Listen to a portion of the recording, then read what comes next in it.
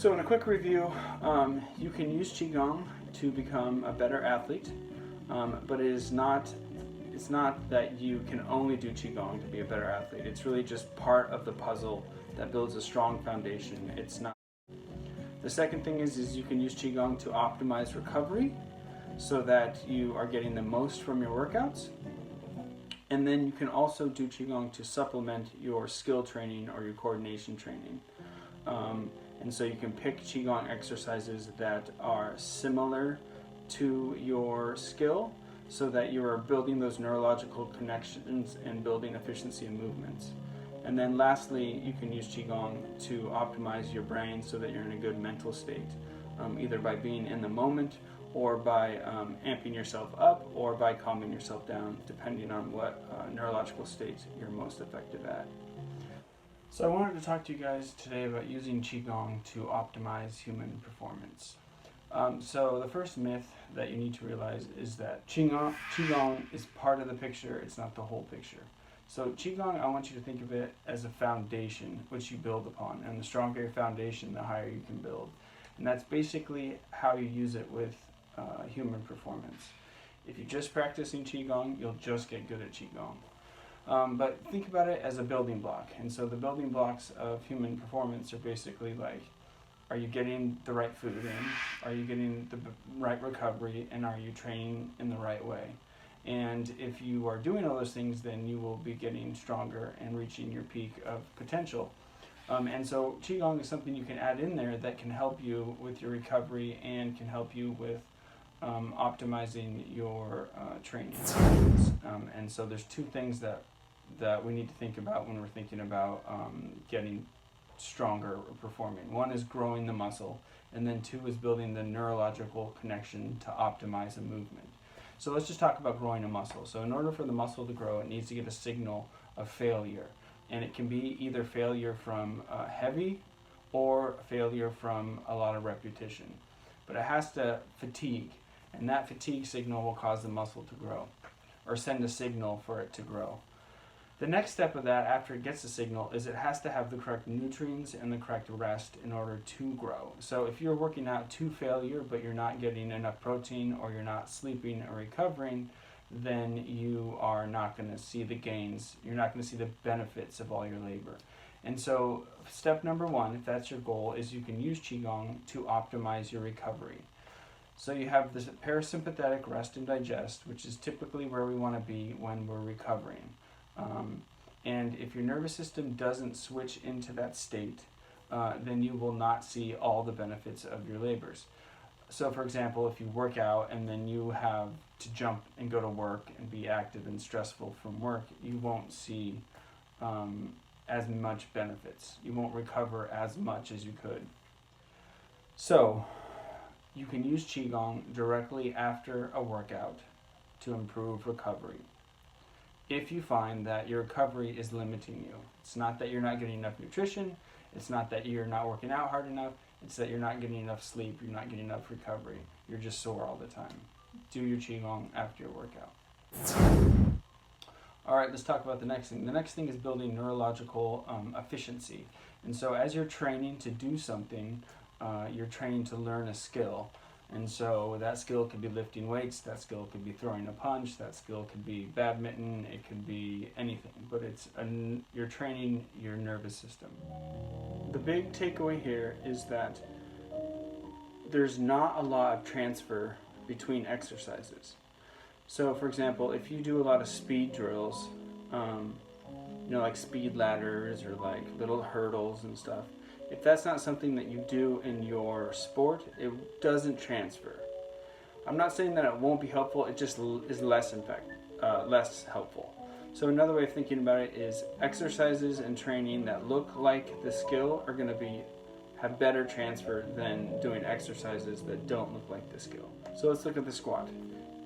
If you're trying to look at exercises to train your squat, if you look at the lunge, it's a leg exercise, so it will build your leg muscles, but it's a single leg exercise, so it has less transfer into building your squat.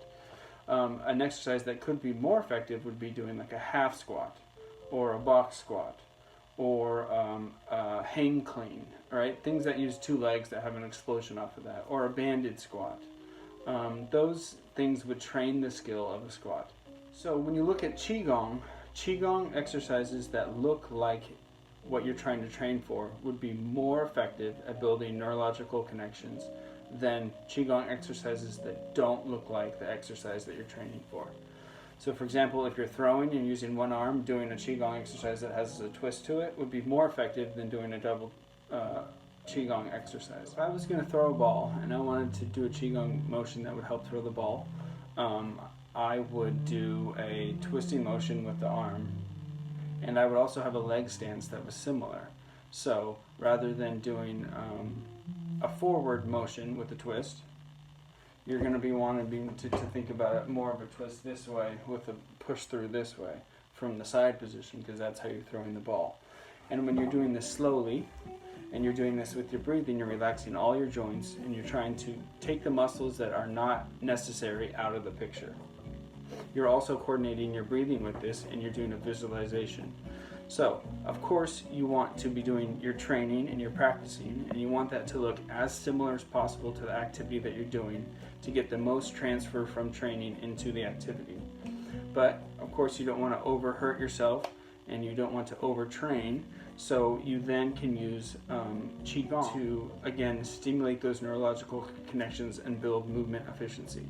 Now, when you would do that, when you do the hypertrophy training, you would want to do that right after the exercise.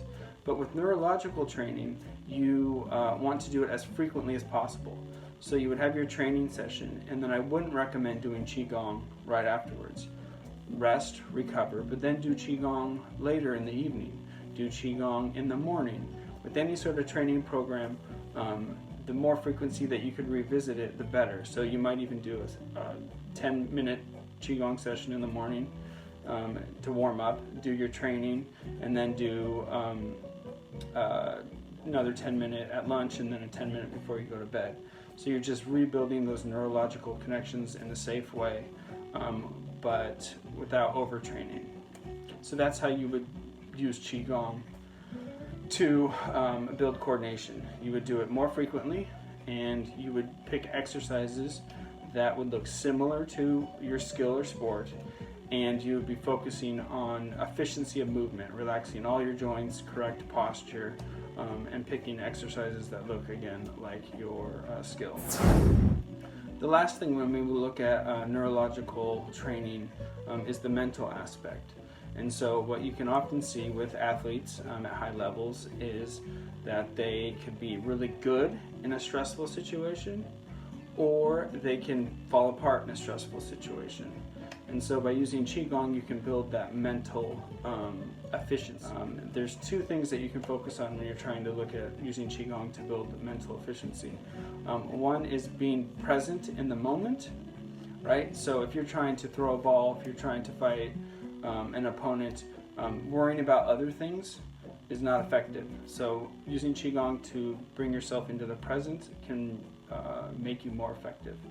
The other thing is with stress, and you'll find some athletes actually do great under stressful situations because their fight and flight reflex is giving them an extra boost. And you find some athletes that, like myself, in stressful situations tend to become really calm. So I'm good with like medical emergencies because I don't overreact, but if I'm less effective in stressful situations like in a competition because I tend to calm down rather than kind of get amped out. You also just need to watch it with your athletes because some Qigong you might want to use that would amp them up because they perform better kind of in a heightened state. And with some Qigong you might want to do that actually kind of calms the athlete down and it's more playful so that they aren't underperforming because of the stress. Yep, so hopefully that makes sense. And if you're not using Qigong to optimize your training, you definitely should. And if you are, these are some steps and some little techniques that you can add in to make your Qigong training more effective or more able to improve also your skills.